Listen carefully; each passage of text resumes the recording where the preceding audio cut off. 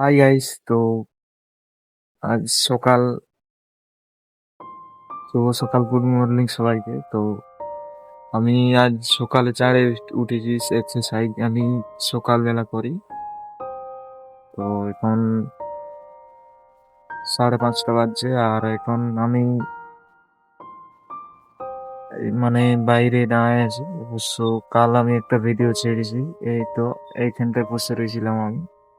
আর ওই তো সোলারটা দেখছো উপরে। তো সত্যি বলছি, কাল এতটা খারাপ লেগেছিল, বহুত খারাপ। কেন, ঘরের অসুবিধার জন্য কিছু করতে পারছি না। ঘরে একদমই চাপ, পয়সা পাতি নেই।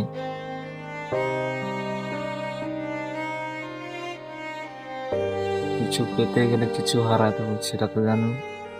কেন, যত টাইম আছে তো টাইমটাকে কাজে লাগাও। কেন, কাজে অবশ্যই লাগে। এখন না লাগতে পারে, পরে লাগে। ম্যানেজ করতে থাকো আস্তে আস্তে। যে কোনো গাড়ি, যে কোনো মানুষ এত জানে সাকসেসফুল হয়নি।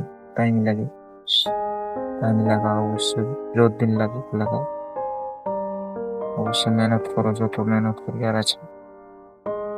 অবশ্য আর আমার বহুত অসুবিধা, ঘরে নেই।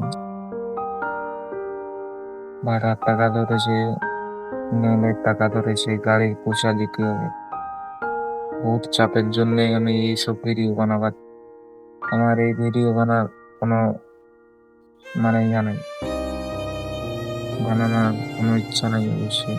আমি আগে থেকে তো বানাতাম, কোনো অসুবিধার জন্য এইসব ভিডিও বানাই না। অবশ্য কে দেখছে কে দেখলো না, আমার কোনো যায় আসে না। একদিন আমি কিসের জন্য বানাই, আমি কেন মেহনত করতে শিখেছি। মেহনত করার পর আমি এটা বুঝতে পারি, যদি একটা রিলস যদি আমার ভাইরাল হয়ে যায়, তাহলে আমার এক জীবন বদলে দিতে পারে। এই জন্য আমি ভিডিও, একভাবে ভিডিও ছাড়তে থাকি। অবশ্য আমিও আমিও ভাবি, আমার যদি একটা রিলস কেউ দেখে, দেখি আমার মনের কষ্টটা কেউ বুঝতে পারে, সেজন্য আমি বানাই। নাহলে আমার কোনো ইচ্ছা নেই ভিডিও বানাই। আমি যেটা স্বপ্ন দেখি যে ওই স্বপ্নটা পূরণ করবো। কেননা আমি নিজের মা বাবাকে এই হালতে ছেড়ে, জানি ঘরের ছোট ছেলে আমি, সেজন্যই সংসারের দায়িত্ব যে কোনো ছোট ছেলের ঘাড়েই পড়ে। অবশ্য আমার দাদা কিছুদিন কাজে এসেছিল, রান্না বান্না করতো। জানোই তো, বড় ছেলে কোনো জায়গায় টেকে না। এই জন্যই যেটা করতে, ছোট ছেলেই, ঘরের ছোট ছেলেই পারবে যে কোনো কিছু করতে। তো মেহনত করে যাও চুপচাপ। আমার মতন যে যে আছো তাদেরকে বলছি, মা বাবাকে দেখো।